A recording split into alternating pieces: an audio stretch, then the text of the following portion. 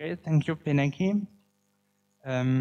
So I'm in charge of talking a little bit about the glass transition and topics that you've been introduced to yesterday by Srikanth. And you've heard a little bit already about the theory of the glass transition this morning by Francesco. So we'll be more heavily focused on computer simulations related to the glass transition and supercooled liquids. And because the school is about entropy, I will try to focus as much as I can the discussion of the glass transition, the dynamics and everything in terms of entropy.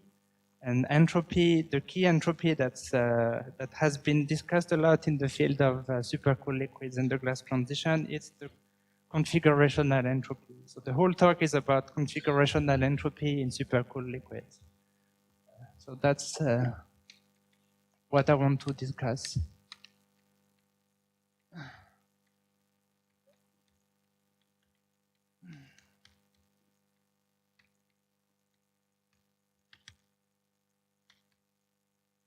So the first thing I want to do is take from the broad introduction that Srikanth has given yesterday, the few things that I will heavily use, so just to introduce the names and notations, and you'll get used to myself talking about the same topic.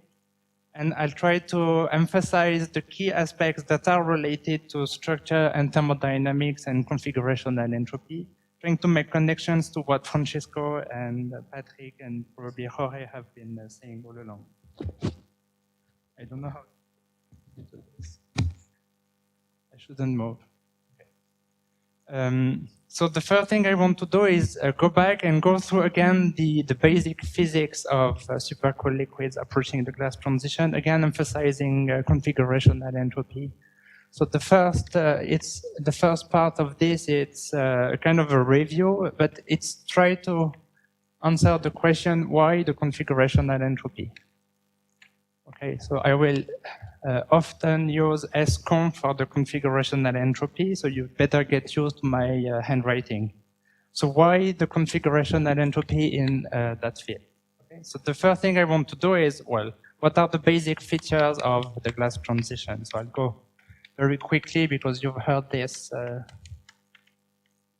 many times. So what's the basic feature that we want to address and understand using configurational entropy and computer simulations is the transition between the fluid and the solid as we decrease the temperature, as Francesco has described today. Just again, as a reminder of what you've heard zillions of times in this school and before. So this is some thermodynamic quantity that I would measure for a typical glass forming system, enthalpy or volume or something.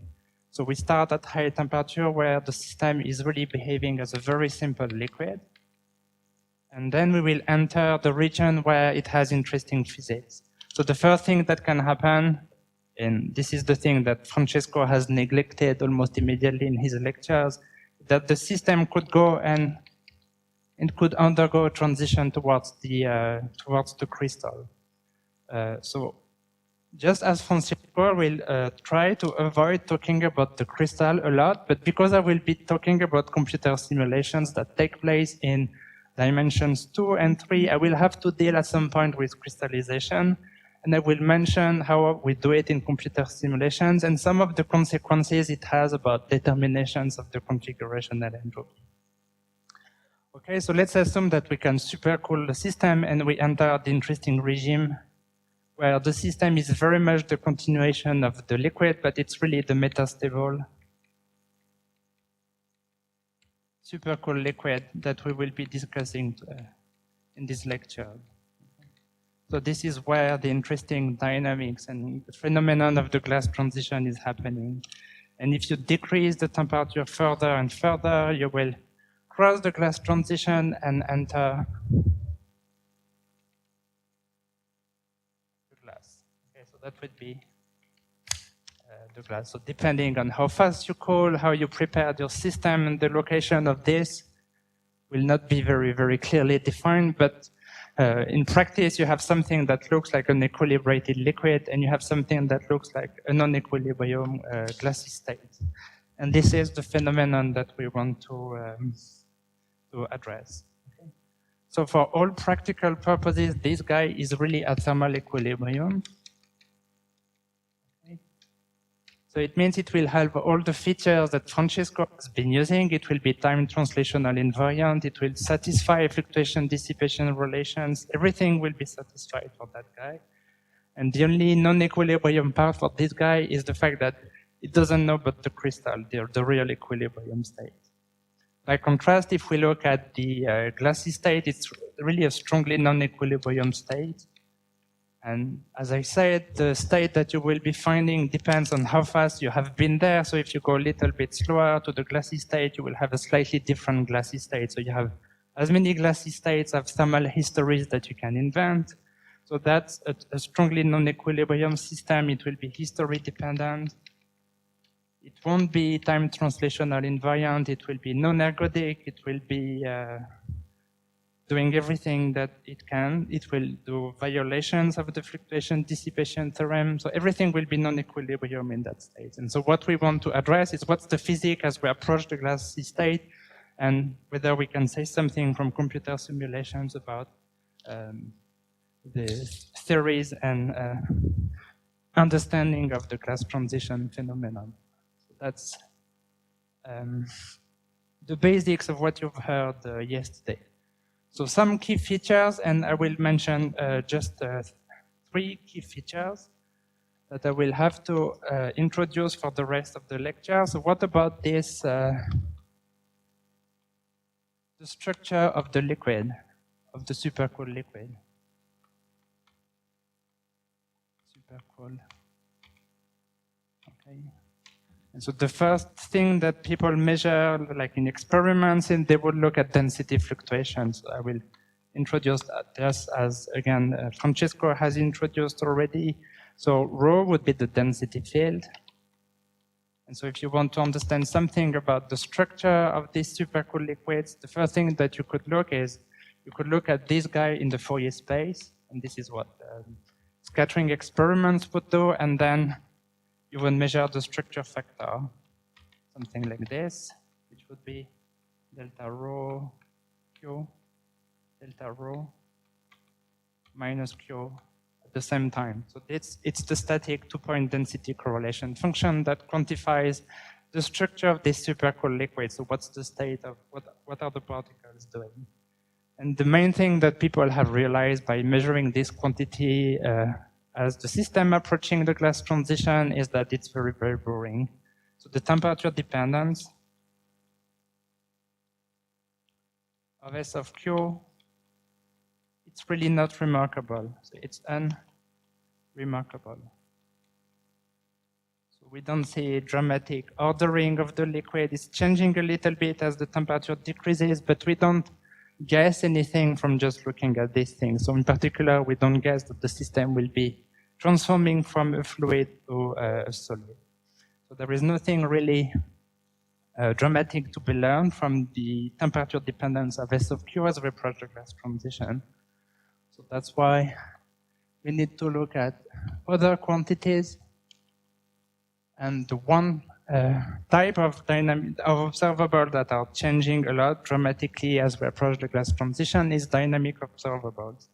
So if we talk about the density field like this, one quantity that you could measure would be now how these density fluctuations are relaxing in time. So you will promote this to a time-dependent quantity, and then you will look at how density fluctuations at time 0 relax as a function of time. So that's called the intermediate scattering function.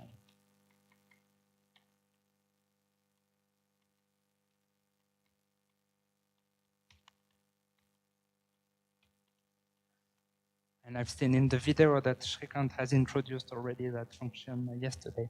So I will introduce more time correlation functions later, but for the purpose of the introduction, it's enough. So what's the typical behavior of this guy as you approach the glass transition? So it's changing so much that we need to use a logarithmic axis for the time. And if we want to have something that's normalized at time 0, we would divide that quantity by S of Q, which is the value of this quantity at time 0. So by construction, the correlation function will be starting from 1 and go to 0 when the density fluctuations have fully relaxed. And of course, what everybody has already told you, that if you look at the time decay of this function as you decrease the temperature, you see something like this. So there are two features that have been discussed. Is that you have a two-step decay. So you have a strong separation of timescales between short timescales that are very weakly sensitive to the decrease of the temperature and a very slow structural decay here. So the temperature is decreasing here. So because I'm using a log, if you see different curves, it means that the relaxation time, the final relaxation time of this function is changing by orders of magnitude as the temperature is decreased. Okay, so what are the two things I wanted to mention? So people tend to fit this function, this very long time decay, to a stretch exponential form. Like this, they introduce an exponent. That exponent beta has been discussed heavily in the literature. We don't care for today, but it's smaller than 1. Hence the name stretch exponential. Okay, so what we will be discussing a lot is the dynamics itself. So I say that the relaxation time is changing. So the whole, the strongest temperature-dependent quantity in this is the relaxation time, and this is what I want to sketch now. So what about the relaxation time?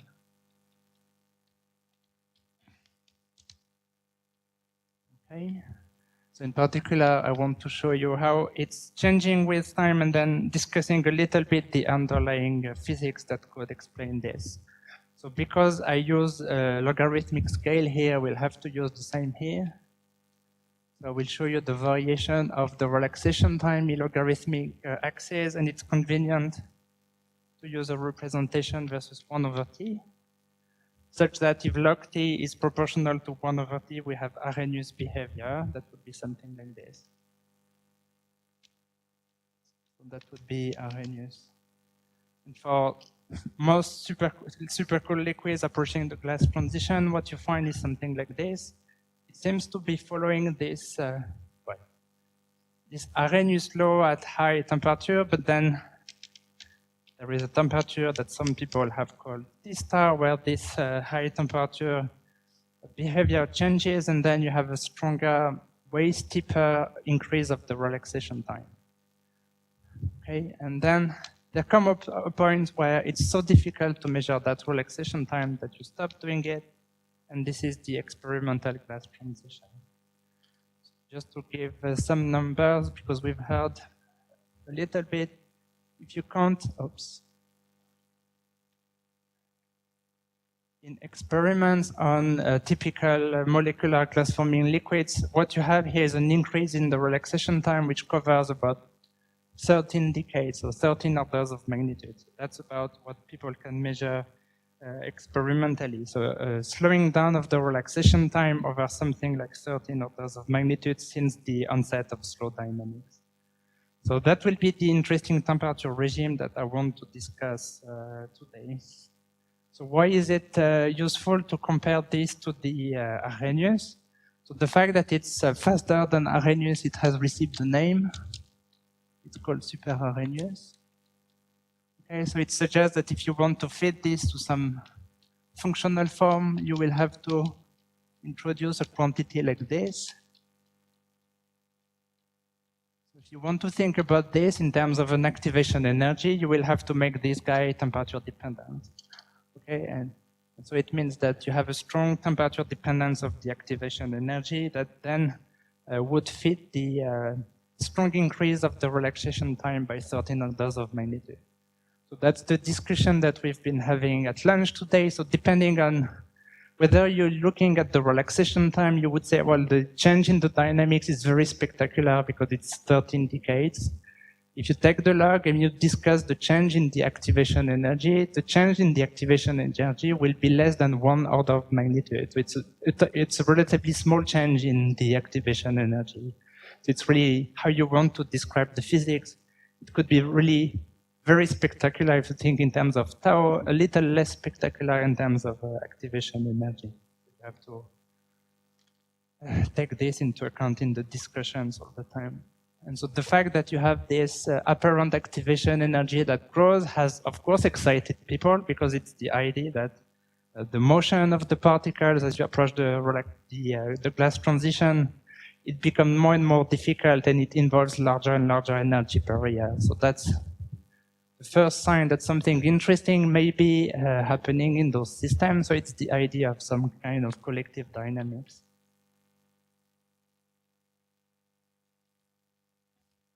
That must be involved if you want to think in terms of activity processes over something that grows. So you can think in terms of an activation energy, and people like to think in terms of increasing spatial correlations, so larger domains or larger number of particles that have to relax collectively. And that's what we will discuss a lot. So we see that the dynamics is remarkable. So I want now to go to the topic, which is the configurational entropy.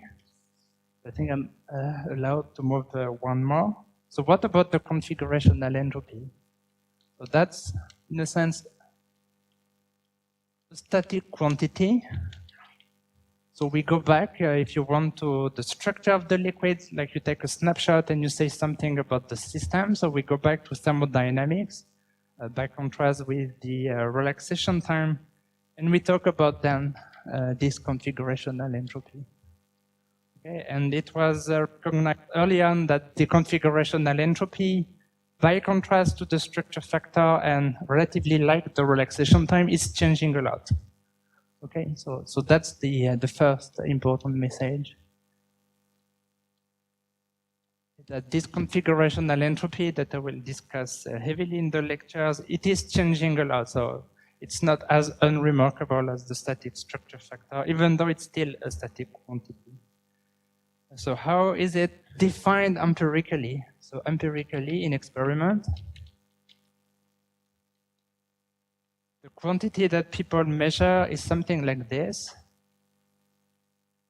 So they define the configurational entropy by first measuring the total entropy of the liquid. So you use calorimetry, specific heat measurements, something like this. You do some kind of thermodynamic integration to get the total entropy of the liquid at a given temperature above the glass transition. So it's all equilibrium right now.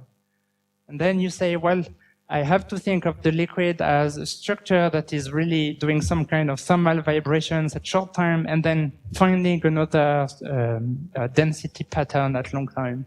So what people want to subtract is something related to these short time vibrations.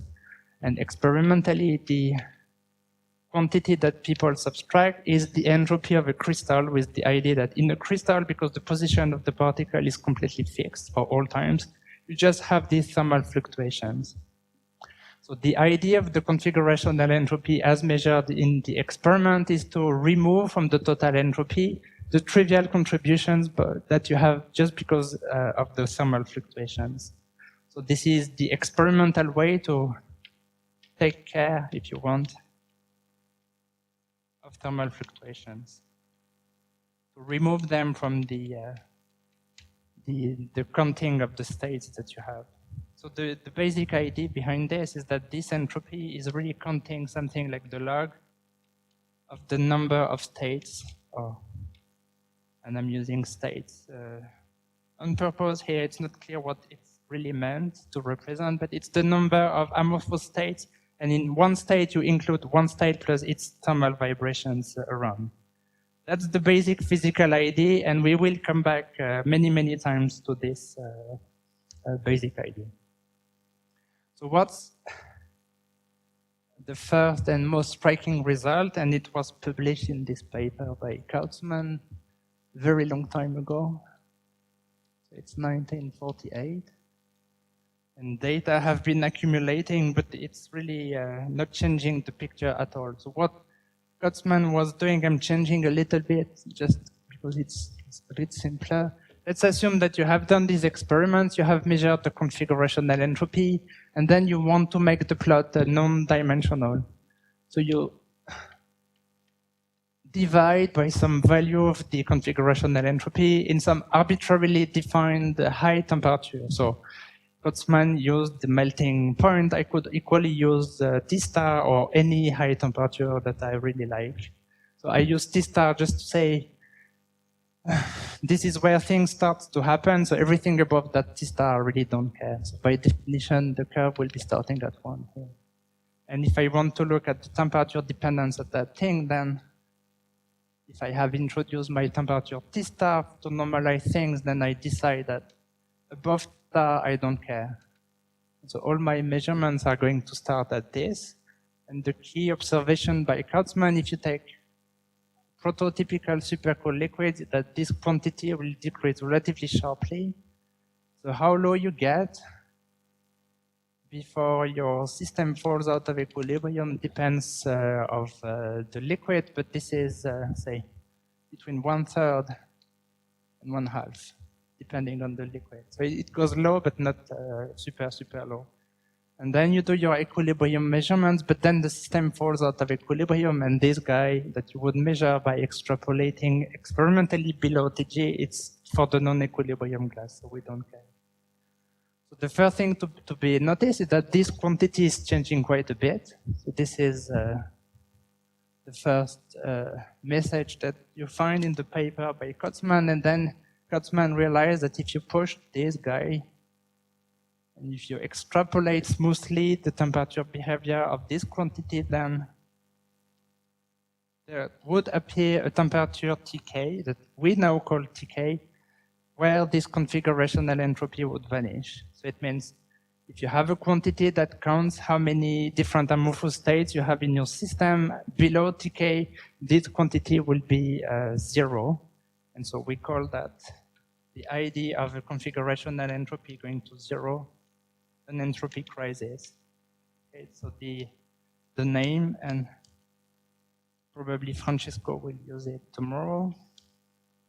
It's the idea that there could be a thermodynamic transition that we now call the Kurtzman transition, where the configurational entropy would go to 0. You would have this entropy crisis. The number of amorphous states would really become very, very small. So that's the quantity that has excited people, because it seems that you just do a thermodynamic measurement, you realize that something dramatic is happening, and maybe there is a phase transition underlying everything. So that's the basics of why we care about the configurational entropy from the point of view of the experiments, because it's been there forever, that this increase of the relaxation time is accompanied by a sharp decrease of the configurational entropy. And because these two things go together, in a sense, we should care if we want to explain one. We should care that the other is also there. So I want to use one color in this plot, maybe to introduce the idea of fragility, because it's a connection between statics and dynamics. So I'll try to do this as often as I can in the talk. So I said if you take one liquid here, the growth of the relaxation time, it's faster than Arrhenius, and then you have to introduce this quantity. Of course, if you take 2 different liquids or 3 different liquids, the degree of deviation from Super-Arrhenius might change. So if you normalize your relaxation time by this high temperature Arrhenius laws, and you normalize the temperature by these T-stars, then it's a way to compare different liquids. And if you do an experiment with a different liquid, I don't know which side I'm going, you may find something like this. So this guy would be liquid 1, and this guy would be liquid 2. And so both would have strong deviations from Arrhenius, but the degree of deviation would change. And the degree of deviation has received a name. So it's called the fragility. And the more you deviate from Arrhenius, it means that the system is more fragile. And there are numbers to quantify this, but we don't really care. So more fragile means a larger degree of deviation from the high temperature Arrhenius behavior. And different liquids have different fragility. So that's for the kinetic. So it quantifies the degree of the growth of the relaxation time. And of course, if you now have 2 liquids and you measure the relaxation time, you could equally well measure the configurational entropy. And the tendency, it's not 1-to-1, but the tendency is, so liquid 1 was green, this. So if liquid 2 is less fragile, then the tendency is that this guy will be also like this. Okay, so that would be liquid 2. That will be liquid 1. So I say the configurational entropy is changing a lot, and the tendency, again, it's a correlation. The tendency is that if the relaxation time departs more strongly from the Arrhenius, the decrease of the configurational entropy tends to be sharper as well.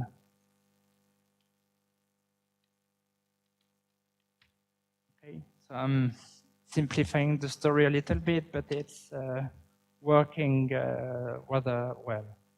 So in a sense, you could introduce something like a thermodynamic version of the fragility, and this one would be a dynamic version or a kinetic version of the fragility. Okay. And there is this highly cited paper by Austin Angel and Martinez. I should go back now. Maybe I should write just the name here.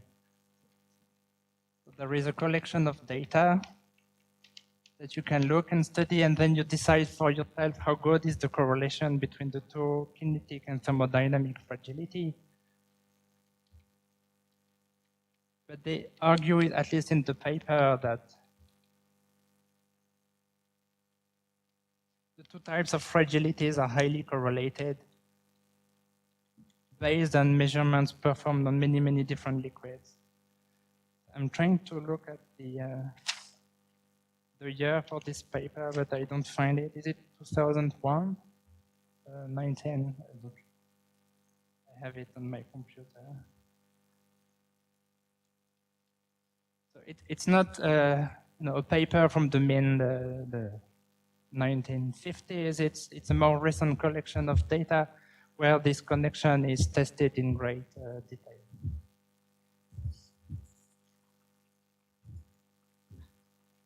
In 2003 were the important paper in 2001.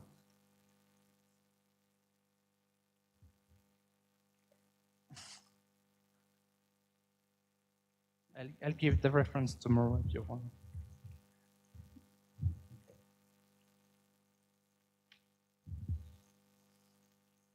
Okay, so that's why we care from the viewpoint of experiments about the configurational entropy. It's the one quantity from the static and the structure that at least experimentalists can measure and have measured extensively, that is saying something interesting about the perhaps the underlying origin of the glass transition.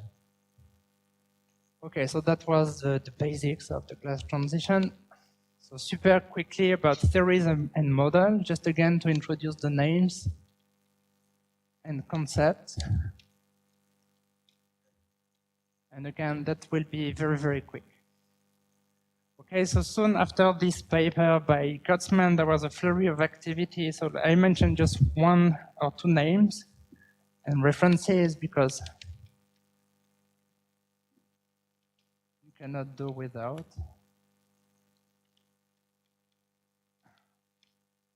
I think it's good to have a little bit of historical perspective of how things have unfolded across the year.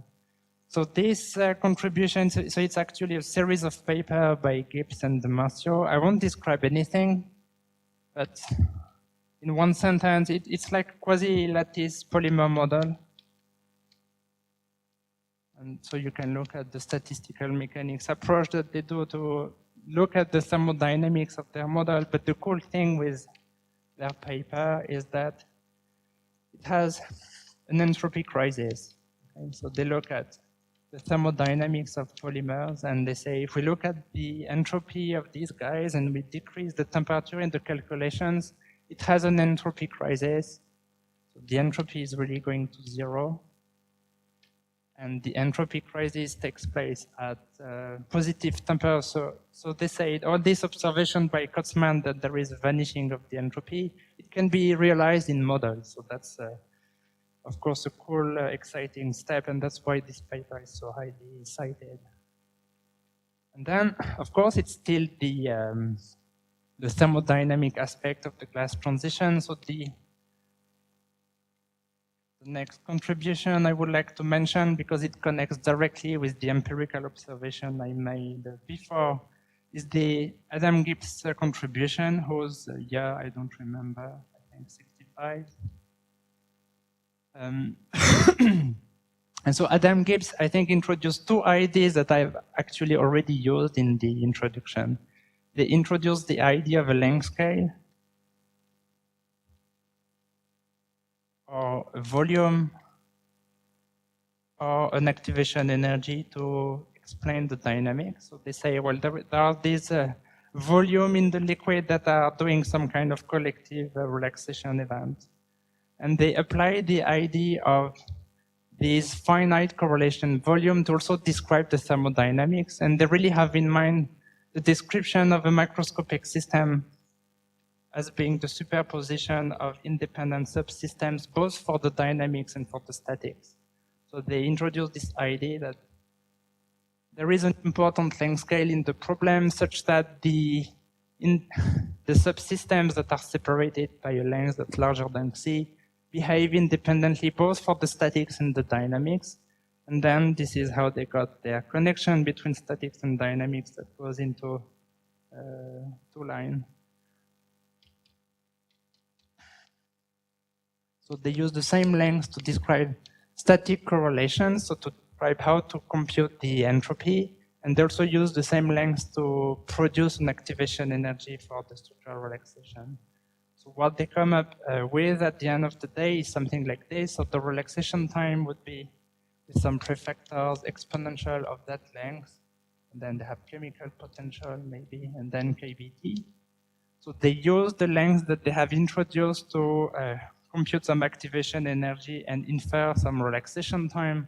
And then they also relate the length to the configurational entropy. And so they say something like each block in this is carrying a certain amount of entropy so that the total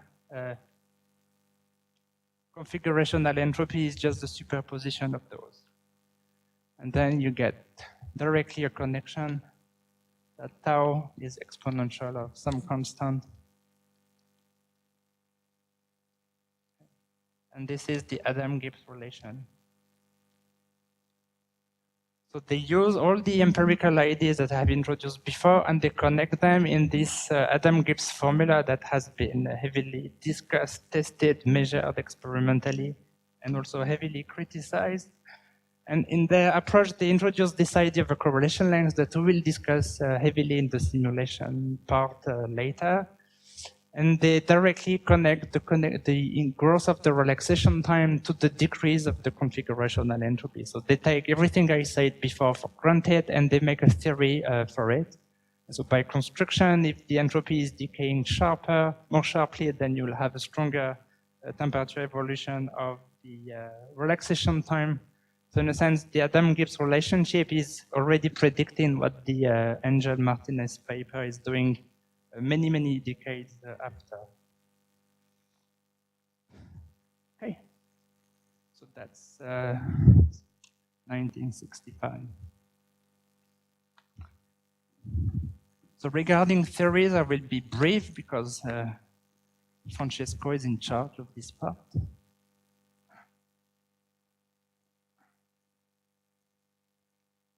So I'll just introduce a few quantities that he has not yet mentioned. Again, in the context of configurational entropy measurements.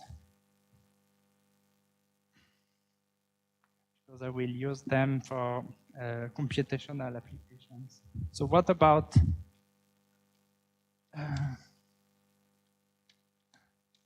mean field theory? Again, it's the entire topic that Francesco has started to cover this morning. So you can think of it of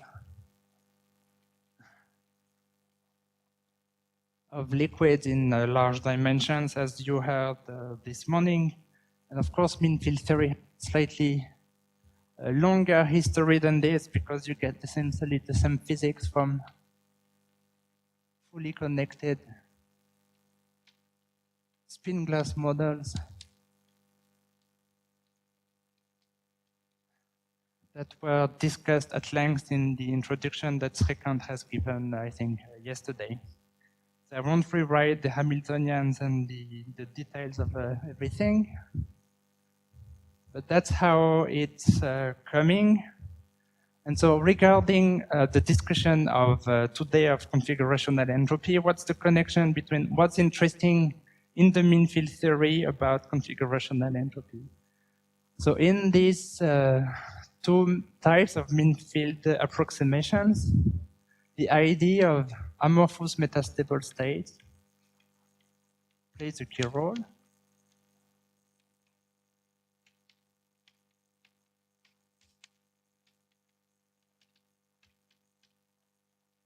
And the entire replica calculations that I think Francesco is going to sketch tomorrow or the day after tomorrow is about the description from the replica approach about this metastable state.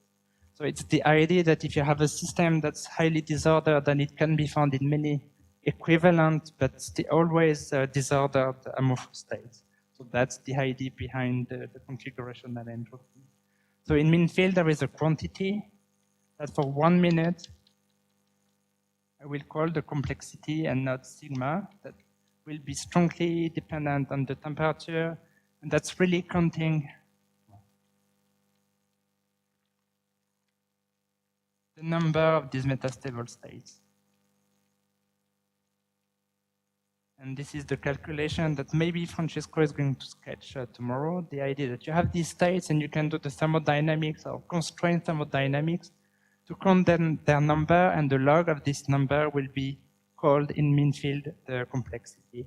And of course, this is the analog of the experimentally defined configurational entropy. Okay, so from now on, I will stop calling it complexity and use configurational entropy.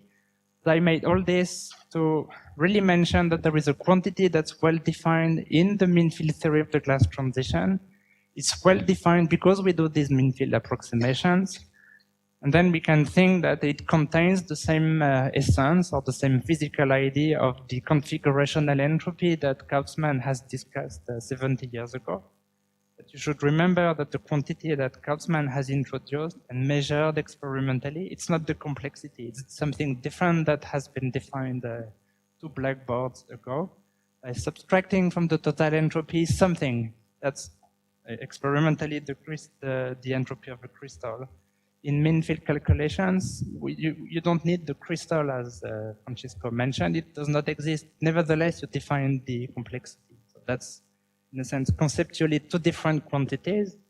When we give the same name to 2 quantities that are different, we should always be a little bit careful. And that's what I'm trying to do in all the lectures.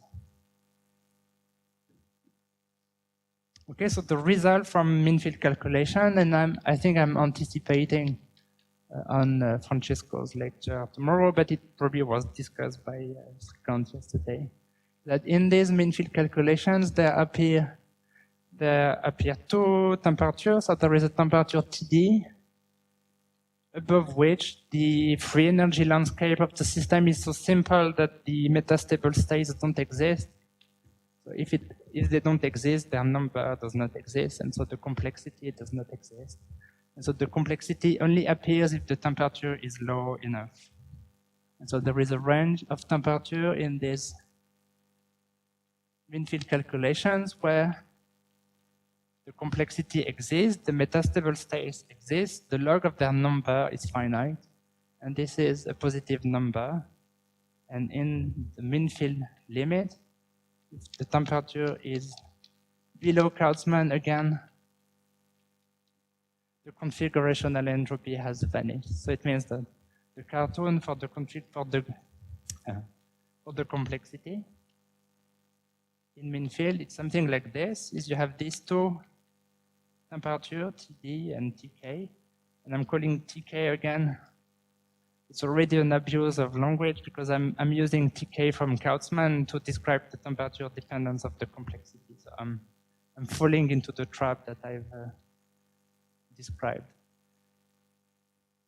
Okay, so the configuration, the complexity is 0 above TD. It appears like this, and then it vanishes at the Kaufman transition. Okay, so this is the high temperature liquid where you have no complexity because the dynamics is simple, the free energy landscape is simple.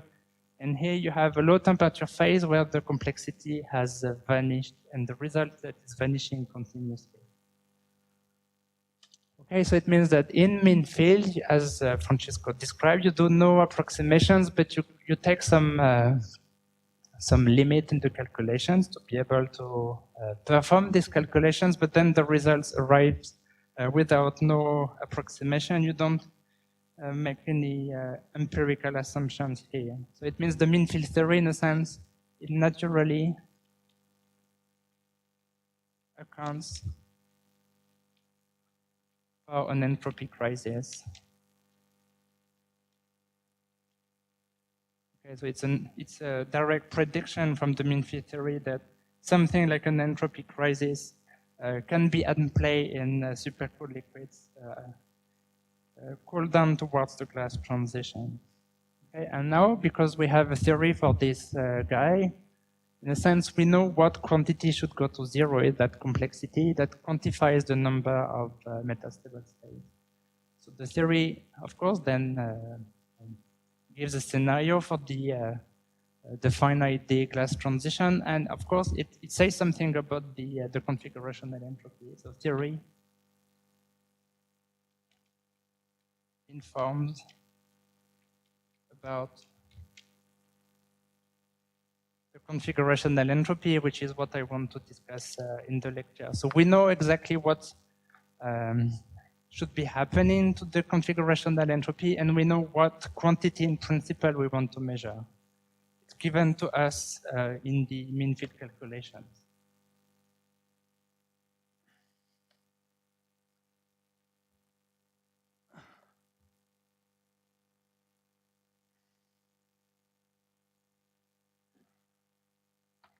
Okay, so that's about the theory. So there are two more keywords that I would like to introduce because I think Patrick wanted to have these names early on in the lectures. And I will give you the names and the behavior, and later on in the lectures I will describe how to measure those things in computer simulations. So let me just describe them qualitatively. So I will talk about the Franz-Parisi Potential V of Q, and I will mention the point-to-set correlation lengths. Again, these have been flashed in the lectures that Srikanth has given yesterday. I do it again nevertheless.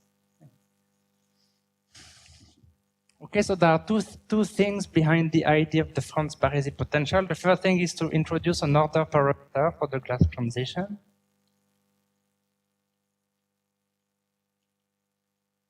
Q, which will be the overlap to be defined in 1 minute. And the second idea to be introduced is the idea of a free energy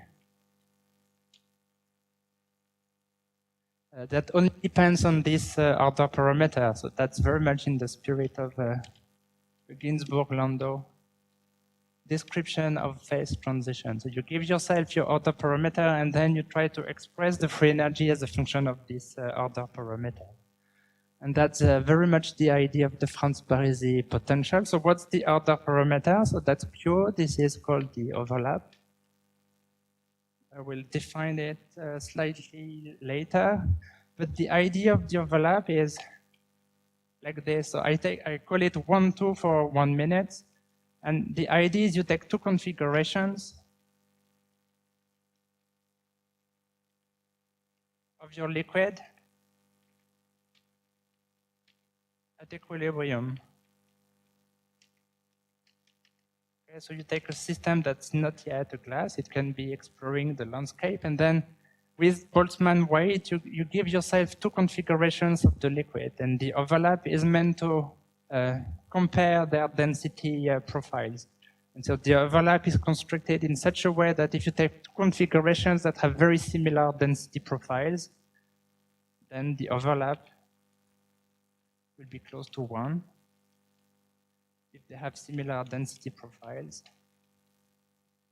And of course,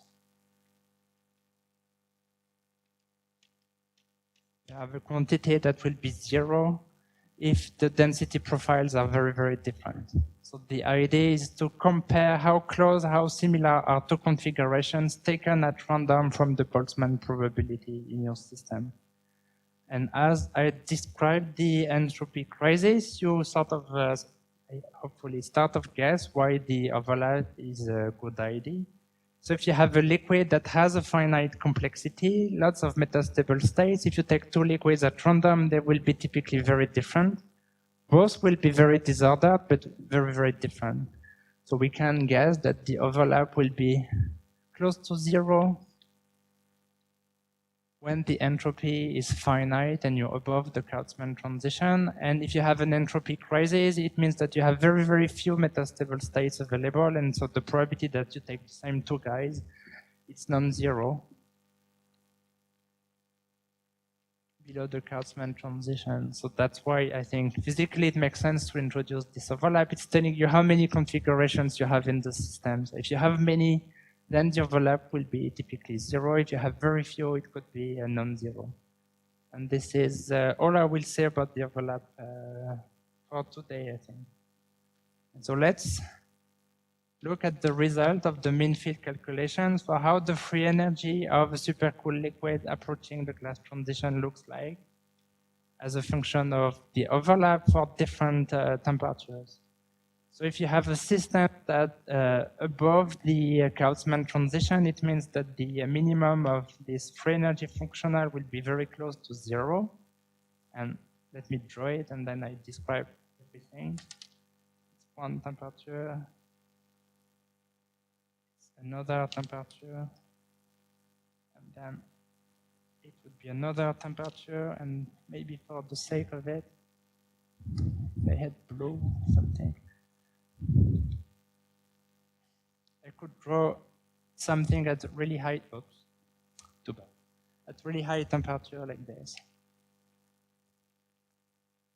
Okay, so that would be typically the behavior of this free energy functional. If you are in the high temperature liquid, the overlap is always very small and the free energy functional is really featureless. As you approach the glass transition, it starts to develop a metastable minimum at high overlap. And this is the regime in white, where the temperature is below TD, but above TK. At TK, the two minima would be equal. And then below TK here, the minimum of high overlap, which is dominating. So that if you want to see what is the most stable phase, it's always the low overlap phase at high temperature, and then you jump discontinuously to here at the Kurchan transition. So that's the behavior of the overlap. So in a sense, what mean field theory is predicting for the temperature evolution of the overlap, it's a discontinuous jump like this across the Kurchan transition.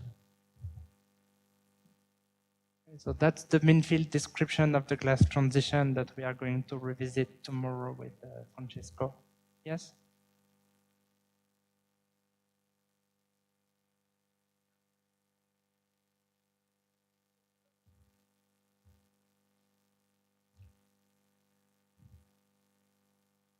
What I'm telling you is that if in the theoretical calculations you can get two equilibrium configurations below TK, they will be essentially the same. So that's what the calculation is saying. I think you're asking a different question. I think you're asking a more practical question. Assume that I have prepared two classes in the experiments. How different are they? So remember the sketch I drew for the Kurchan measurements. It was starting like this, but then you had a finite residual entropy in the glass because you were losing equilibrium. So of course, if you're here and this is how you prepared your classes, the entropy is not 0, but it's a non-equilibrium because you've left the equilibrium branch. So if you give me two classes that you've prepared experimentally, typically they will be different. what you should do is really get there in equilibrium and then look at two classes that you have prepared that way, and then the prediction is they would look the same.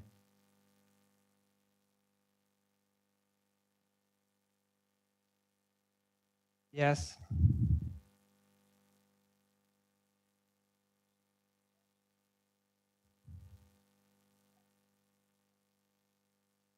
Well, I'm not sure how V of Q looks like below TK, because there you have to do probably.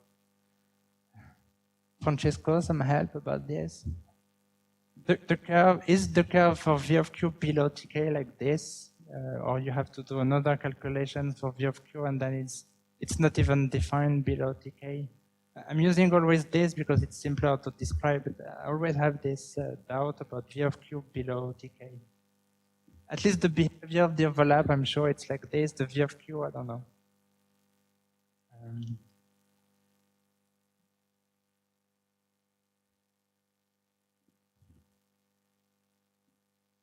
Yes. Yes. Yes.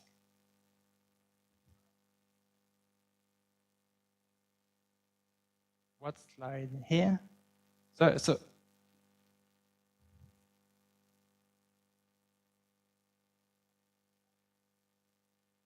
when I define the overlap, it's two configurations, and then it's it's an average free energy calculation here. So I think your question is, it's anticipating a little bit what I'm going to say about finite D calculations. At least at the level of how you define Q, it's really two configurations. I give you two microscopic configurations, out of which you compute the overlap, and then you do your thermodynamic averaging later. And this is the result of this thermodynamic average. Okay, so one last piece of information, and I saw it already. Sure?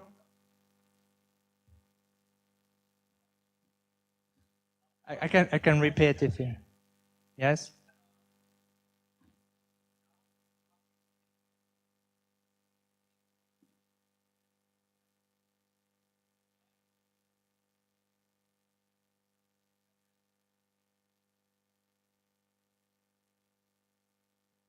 Can you ask a question?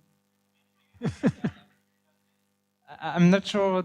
I cannot follow where you're lost. So I cannot help. No problem. You can interrupt in 2 minutes, and I'm happy to take the question if it's coming.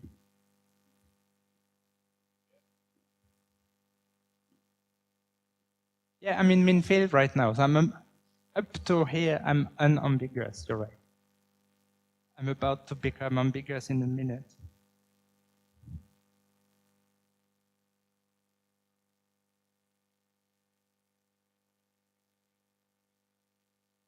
Yes.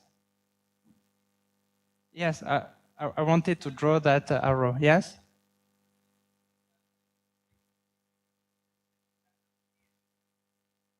Yes? Yes? Where? Where? Yes? So I'm saying the complexity. So you can do two types of calculations. Let me do it like this in the mean field theory. You could say, I'm trying to define free energy metastable states, and then when it's done, because it can be done in mean field, I'm counting their number, and I call this the complexity. That's one type of calculations, looking at the number of minima, of free energy minima that you find. Then you could say, I'm defining this overlap, I'm measuring this free energy functional, and as you rightly pointed out, this is what I wanted to say. I measure, I look at the features of the glass transition first, and an outcome of this calculation is indeed that this guy is the complexity. So the free energy difference between the metastable glass above TK and the stable liquid, it's indeed the complexity, it turns out. So it means, and this is why I'm introducing V of Q for my purpose for this lecture, is that either you try to compute the number of free energy minima in some manner, or mean field theory is giving us another way to access the same quantity, the complexity, which is by looking at this free energy functional as a function of the overlap. And the recipe is that this guy would be the complexity. And it's all unambiguous in the mean field calculations. Yes. So it's all perfectly well defined, and it can be computed independently, and it all works in the mean field limit. Once I have defined Q, then this guy is a free energy.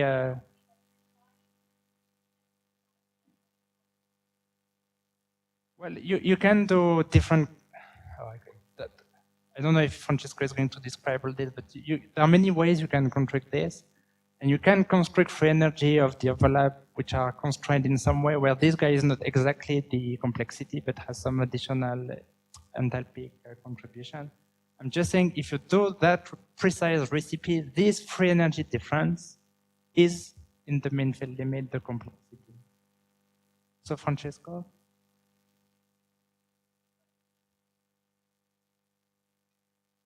You don't go below. Yes, that's what I want.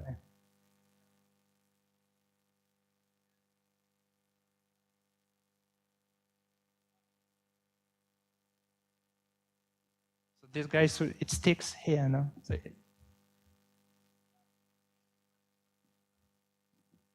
yes, I raised this.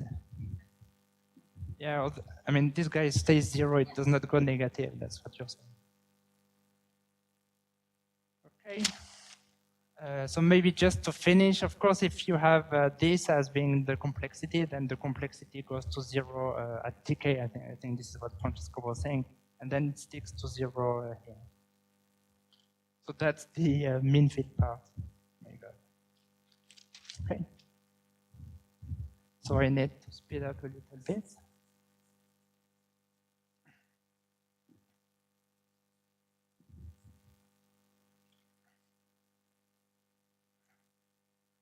What we did in this first part, we motivated from experiments why the configurational entropy was interesting.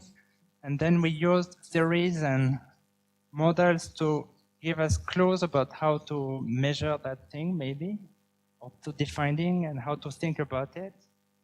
So all this, I think, justifies why we may want to measure the configurational entropy in finite dimensional liquids. So maybe I should digress already, because I think all the questions that these clever people in the first row are asking is about how ambiguous is it in finite dimension. So I'm just adding this out of the blue. So in finite dimension, it's a real mess. Okay, so that's the status. So the first thing that's a mess is that these very nice metastable states that mean field theory is able to handle and compute and treat and address analytically. They are metastable, so it means that they have a finite lifetime. So doing thermodynamic calculations with them, it's tough, so they cannot be defined.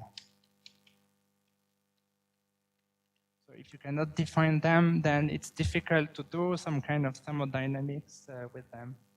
So if you have a quantity which is the complexity, then that's supposed to count the number of metastable states, but metastable states are no longer defined. It means that the complexity, strictly speaking,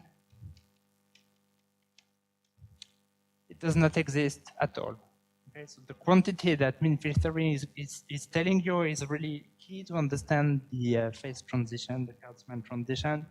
Stops existing as soon as D is no longer infinity. So that's trouble. So what about then the configuration and entropy? So there are two possible ways. Or either you say, well, I give up, it's not defined, I stop. Or you try to push it and you say, well, there are all these experimental measurements that are telling me something. So you can go this way and you say, well, let's decide what I'm going to call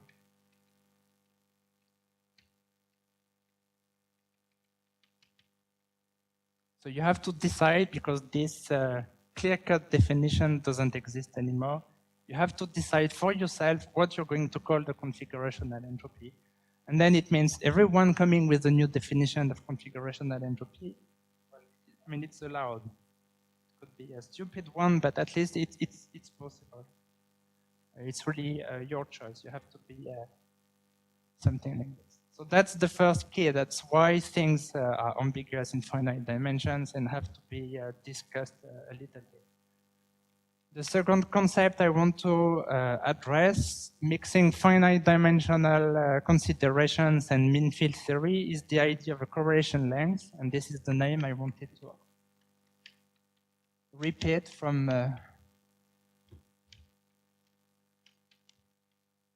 the lecture of Srikanth to introduce it and have it again in the So you can think about how to define and self-consistently define the configurational entropy in finite D, and these discussions are still going on. We had some today at lunch again. And so there is this idea in the air that's very close to the Adam Gibbs picture, that from the decrease of the configurational entropy, you could be able to define something like a static correlation length. And the definition has already been mentioned by Srikanth. And all these arguments that I'm going to repeat more precisely in the final lecture suggest that if there is something like a configurational entropy in this liquid, it could make sense to define the static correlation length that would grow inversely proportional to the configurational entropy. So I will come back to how to get to this relationship, but it's very much the Adam Gibbs idea that you think of your liquids as being independent subsystems over a length scales that defines a static correlation length. So I'll come back to this idea. And what's key in these considerations is that if you can measure the point-to-set correlation length because you were given some practical recipe, simple thermodynamic considerations tell you that it should be inversely proportional to the configurational entropy. That means if you want to decide something about how to best define the configurational entropy, you can think about this connection the other way. You could say, I could define one configurational entropy as being the inverse of the point-to-set correlation length. And that would be a perfectly valid configurational entropy. That's your choice. I have decided it's a good one, and I'm going to measure it. That's my one line about the point-to-set length, and again, I'll come back to this. And I think the second idea about the Adam Gibbs relationships, the connection between length and entropy and the dynamics. And this is probably the question where the theory has less advanced, because we are still left with very empirical arguments that the relaxation time maybe could grow as some power law as the point-to-set length, which would then be correlated to the configurational entropy. But all the arguments I know trying to predict and infer this type of connection between the statics and the dynamics in finite dimensions, they really look like the Adam Gibbs picture to me. It's really qualitative empirical arguments that things are uncorrelated beyond the point-to-sets, hence activated scaling is giving you the correlation time. So what I want to say with this question mark is that the proof of the existence of a causal connection between these configurational entropy, point-to-set length, rarefaction of metastable states, and slow dynamics in supercooled liquid, it is missing, so we don't know. People have talked about it a lot, but the direct causality proof does not exist. So I've motivated why I'm interested in the configurational entropy, because it's cool about entropy first. Second, it could explain everything about the glass transition, the thermodynamic, the phase transition, and the dynamics, but the final connection and the evidence of one piece of information where, by knowledge of the configurational entropy, I understand the phenomenon of the glass transition, it is missing. That's the status of the lectures.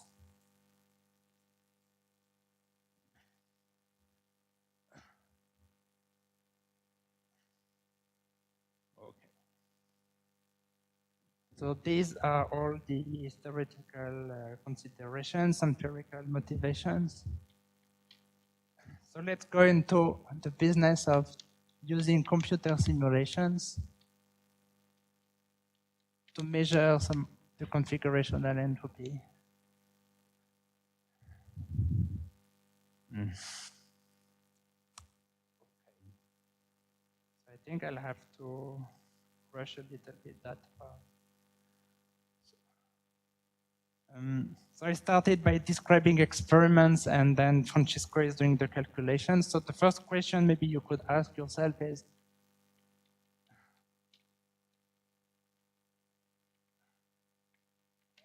why using computer simulations?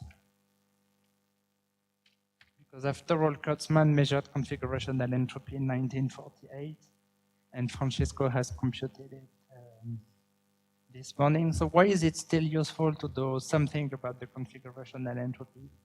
Well, it's true that theory exists, but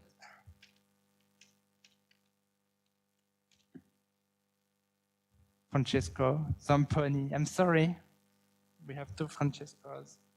Yes. About entropy, of course. But Francesco, I think both have done many things on configurational entropy, so it's a small mistake, I think. I'll mention Francesco's work when I come to it. So one reason why we may be interested in doing simulations is that theory is difficult. Well, you saw how easy it was to do theory in large dimensions this morning, but in D smaller than infinity, it's way more difficult. As compared to experiment, I would say that simulations are much simpler. And they are much better control, I think, than any experiment. You can think of computer simulations as being perfect experiments where everything is known. There are no artifacts, no dirt, no whatever happening. So you can control everything, you know, everything you put at the very beginning. You can simplify things a lot. It's always reproducible, stuff like this. So that's why I think it's, by contrast to experiments, simulations are useful. So they simplify the situation dramatically. And the second reason than experiment. And the second important reason, I think, for these computer simulations is the access all possible quantities.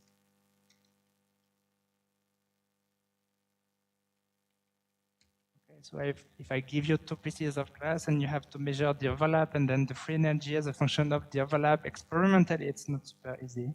And you can do all these calculations in the simulation. So you can do very difficult things. And these are two good arguments in favor of computer simulations. So I had plenty, but then I'm skipping them and say two good ones are good. It's enough. Okay, so that's the part where I think I want to go a bit faster. So I say, let's recap the basics of computer simulations. So what you do, what type of model you have, what are the difficulties, and then we'll start measuring the entropy tomorrow.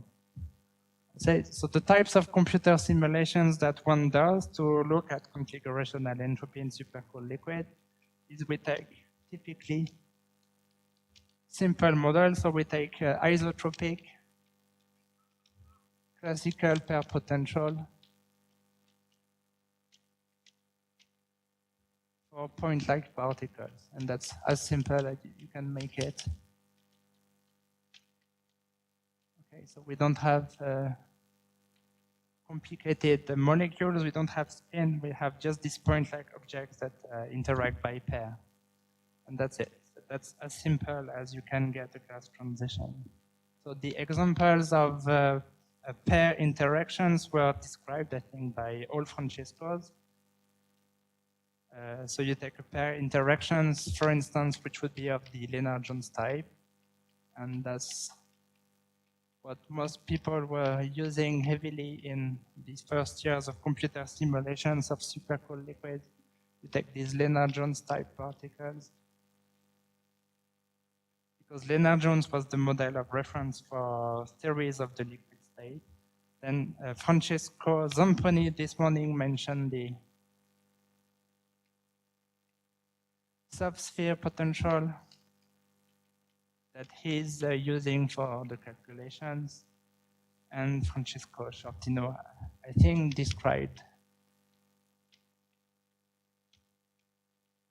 the hard sphere potential this morning, which is something like this, where the pair interaction is infinite if the particles overlap and zero otherwise.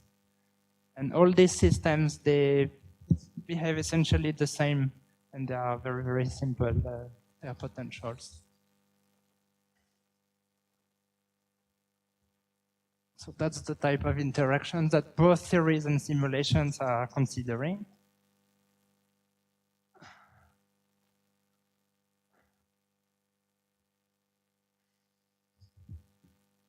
How close is it to the experiments? I don't know. It's a debating question. Okay, so you have some interactions between the particles. Now you want to study the glass transition, so you have to move these particles. And the way you move them is, if you like, the basic method would be molecular dynamics. And I have 2 pages of notes about this, but I'll skip most of them. And the idea of molecular dynamics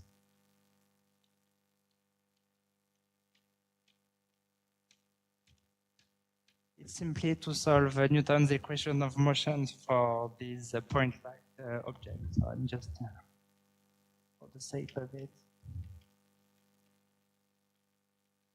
writing it in terms of my pair potential, dV Rj. Okay, so you can do the Langevin, Brownian, overdamped dynamics that Francesco mentioned, but the most basic things would be just nothing beyond Newton's equations. So you solve these equations for, so you solve Newton's equation for a given set of initial conditions. So you give yourself positions and velocities for everybody at time 0. You integrate Newton's equation and you get your whole trajectory.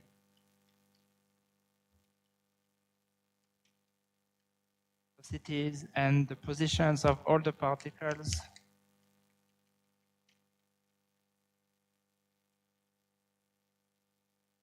at all times. And that's it, your experiment is done. You can measure everything you want now. That's one advantage of the computer simulations, is you do it once and then you can measure everything you like. Okay, so let's do this.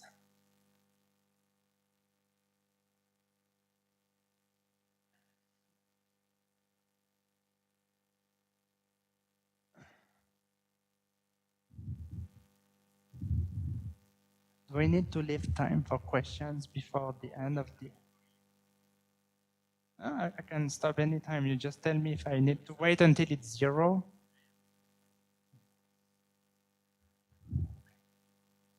So let me add a few more things maybe to finish. So there are many things you need if you want to get these trajectories. So you need, okay, so you need a clever time discretization. Okay. You need to take care of boundaries, because you typically have small systems. You have to compute the forces cleverly. You have to do all those things. Okay. And then you learn how to do those things, but they are well known. And up to here, it's well known for all types of molecular dynamic simulations. Nothing specific to gaseous systems or to the configurational entropy. So you just learn your basics of molecular dynamics in any book you prefer. They are very nice books. So now let me go into the, to finish, into 2 features that are really, really specific to supercooled liquid. So 2 key features.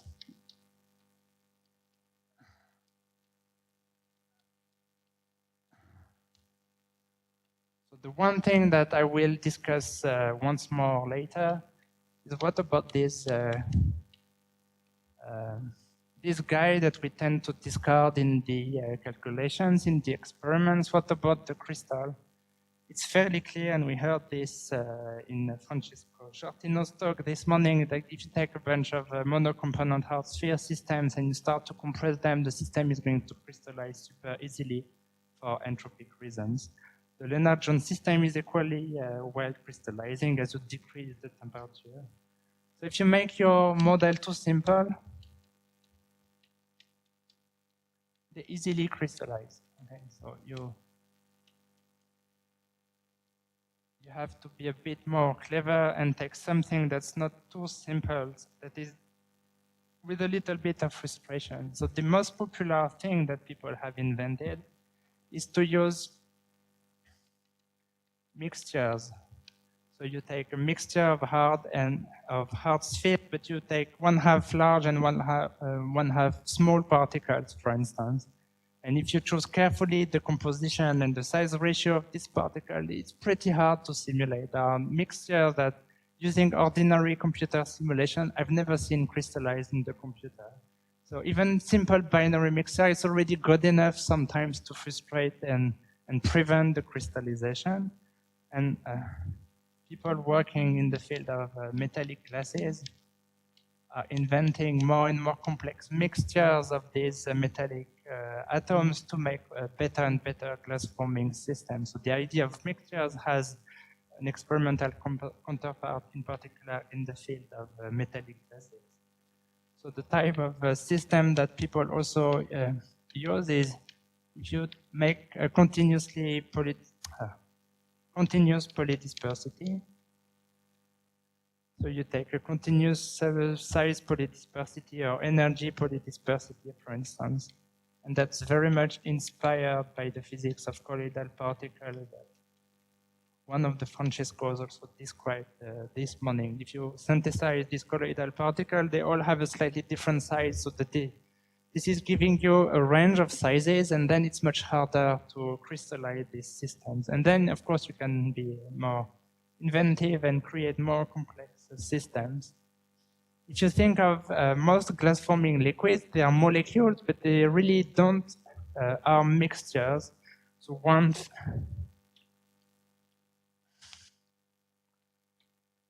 aspect that has not been studied so much to devise a very good glass-forming system is how do we play with shapes of these things in order to mimic molecular glasses that do have a very good glass-forming ability. So for the rest of this discussion, I will stick to these mixtures and assume that they really are so good glass-forming system that I can monitor this and be really happy that the system never crystallizes. So that's one problem, so you can never forget about it. It's always there, but provided you're careful enough, then you can have some rest and do some physics for the liquid.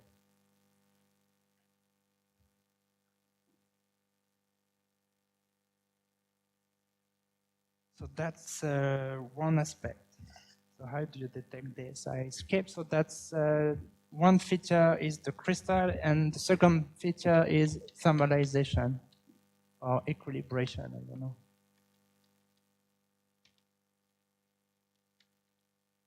And I think I will finish with this. So the whole idea of studying the class transition is about to study models and systems that have very slow dynamics. So if dynamics is slow, it means that they will very slowly reach thermal equilibrium. So it means that equilibration and proper sampling of the equilibrium state, it's really tough, and it can be very, very difficult. So usually the way you do is you have some initial condition, then you summarize your system for a long time, and then you run your dynamics, so you produce the data.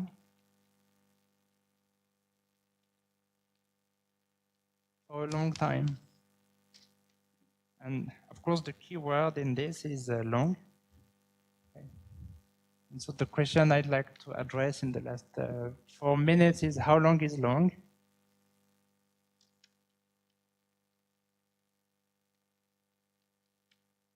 And that's a tough question. I think it has no precise answer. And the really good answer is that you never know. Okay, so you can only be as careful as you can, but you're really never really sure that you have done a good enough job in equilibrating these systems that are really slow to thermalize. And you're never really sure that you have sampled long enough. And unless you can do it 10 times more, 100 times more, 1,000 times more, and then you can show that nothing is changing anymore. But of course, when you arrive to the last data points that you want to show in your paper, you cannot do 10, or 100 or 1,000 times longer. So you really never know. That's the conclusion maybe for this lecture. And so people have invented all kinds of tests to decide whether enough sampling or enough thermalization had been done. None of them is particularly successful. None of them is enough. And so you're really never sure unless you try really long. So there are two types of tests. So one type of test is based on static quantities. So you can look at your typical observables, say energy, pressure, whatever quantity, and you want them to be at steady state, that's minimal. Then people have looked at fluctuations. And fluctuations are supposed to satisfy fluctuation dissipation theorem. So for instance, if you do hard sphere things, you would measure density fluctuations, and that should be directly related to the compressibility, something like this. And so in principle, you can measure in your simulations the fluctuations and the response to a change of the volume. This is not really good, and this is not really good because it's always working too well. So you cannot really decide. Then people go into more complex quantity, such that density of states. And then they try to decide whether they find the right density of states. It's not really good because you can make it work in cases where it's not working, it's not thermalized at all. And so, sorry? Well, okay. I wanted to explain, but then I got, okay, I'll do it. So normally if you measure, say, if you look at energy fluctuations, and you measure the distribution of energies in the simulations at a given temperature, so this will be the density of states times the Boltzmann weights times the partition function. So if you invert this from the histogram of the fluctuations of energy that you measure at a given temperature, you have a quantity like this, and then it's proportional to this. And this guy is independent of temperature. So it's easy to measure at high temperature, and then when you reach lower and lower temperature, you check that this quantity is not changing. It's one test that people have published a lot. It's too simplistic a test. It's a test, but it's hard to use it to infer thermalization. Well, the reason why it seems to work always is that these guys live in log space. So you have these plots where you have log of GOV, and this is like 200 orders of magnitude. So what's typically happening is each simulation is doing something like this, and people reconstruct the density of state, and they say, well, I can reconstruct the density of state, so this is consistent with this, but you really don't know because this could be doing something like this. So that's the reason why that you should measure this guy over the entire range at all temperatures to be able to decide whether you did a good job. And in practice, you don't do it.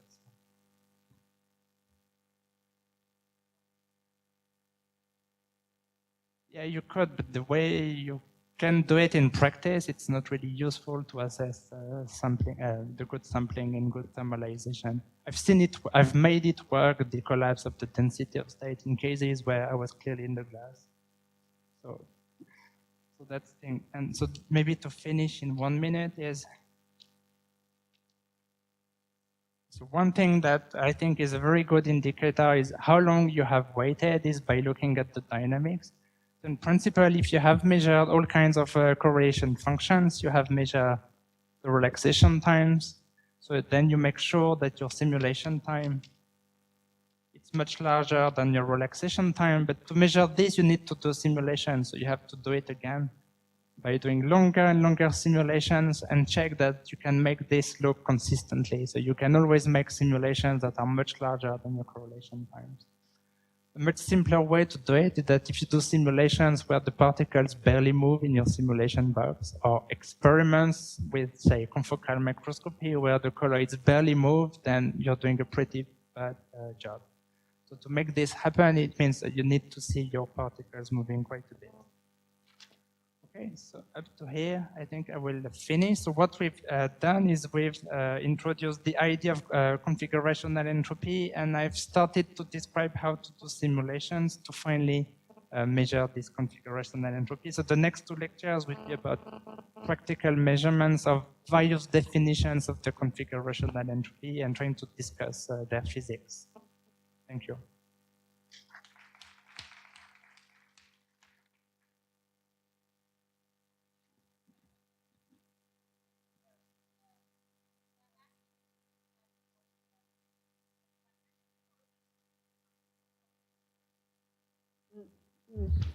Of course, nominally it's time translation invariant, etc. But I have to wait for a long time. A time correlation function. Yeah. Yes. Right. But as I approach your glass transition point, I have to wait longer and longer for it to equilibrate. So I really have to wait for a very long time to check for the time translation invariant. So the right way to do it would be, and the shape of the correlation function might change as I wait longer and longer. Right? Mm-hmm. So I ultimately reach sort of whatever the right right time translation invariant autocorrelation function is. And at some point I'll run out of simulation time, right? So is that from a simulator's perspective, my glass transition where I can go to a point where I can make my autocorrelation function time translation invariant anymore? Yes. Right? That's my question. So in a simulation, I can do as best as I can, and when I can't get a time translation invariant autocorrelation function anymore, I'll call it a glass.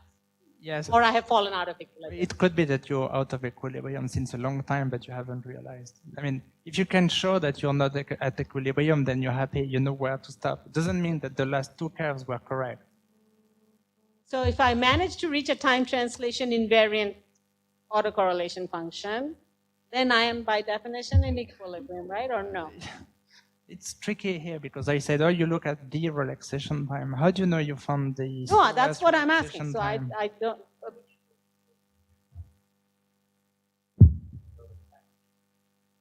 Correct. Tau as a function. Yeah, but usually when you do simulations of, say, the lowest temperature where you want them to show your data, it's not that each time you do an aging experiment starting from scratch and go there, you use the configuration. Sure, you go from the previous one to that. Yeah. And this one doesn't obey a clear way. So sometimes to assess the non-stationarity of your data, because you come from not too far, it's not easy. Sometimes your correlation function fluctuates a lot, so you can't discern the clear aging behavior, but then you may have a very strong sampling issue where you measure correlation functions, but over a certain time, maybe you're missing the very slow fluctuations.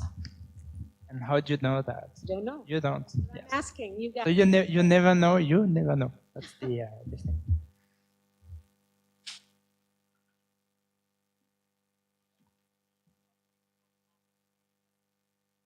About what? I wanted to. I will probably have an next.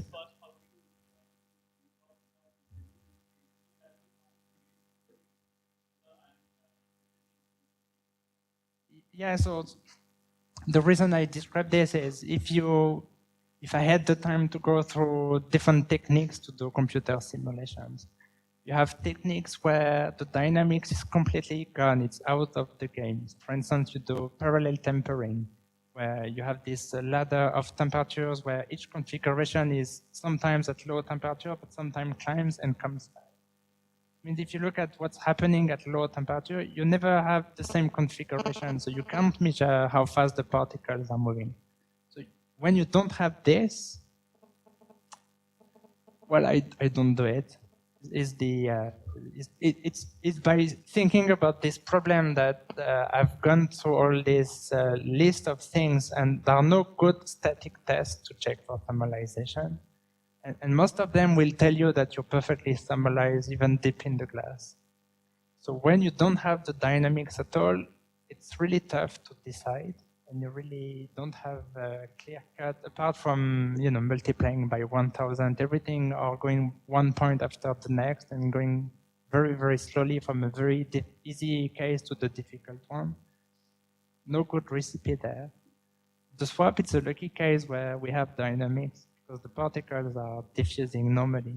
We don't do such an unphysical process in configuration space that we cannot monitor the dynamics. So here we have dynamics, and that's why I'm saying the dynamics is really the most decisive test for thermalization and sampling. So you have given some idea to extract some information of timescales from the intermediate scattering function. So, but it is also within that intermediate scattering function, it is also the informations are there of self-intermediate scattering function and also of distinct intermediate scattering functions. And the associated timescale of relaxation of each of the quantities are different a priori. Yes. So can you make some, can you give some insights about this, how all these timescales are related? Yeah, so that's the answer I tried to make to Bulbul in a shorter way, is that when I say you look at the relaxation time in the system and you make sure that your simulation is way longer, you have to decide which relaxation time you chose. If you pick a really stupid one, then it will be a very bad test.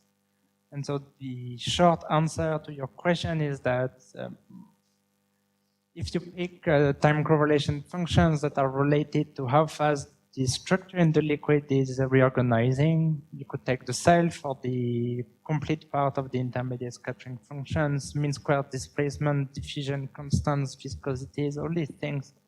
They have a very similar temperature dependence. So the way you depart from Super-Arrhenius, it's very similar for all of them, and they differ by some numerical prefactor, but they really have roughly the same temperature dependence. So it's a lucky case where it's not that you look at one observable and you find one timescale, and you look at another and you realize that there is an even slower timescale in the game. So any reasonably well-defined correlation functions for this guy is going to give you the right answer. It's my short answer.